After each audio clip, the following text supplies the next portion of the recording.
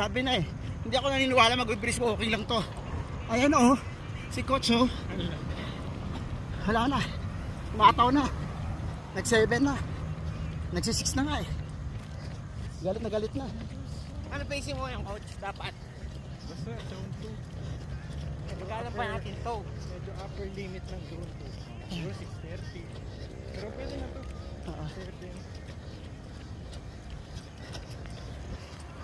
Yung speed and Hindi mo ng 20. Parang makasabay ako.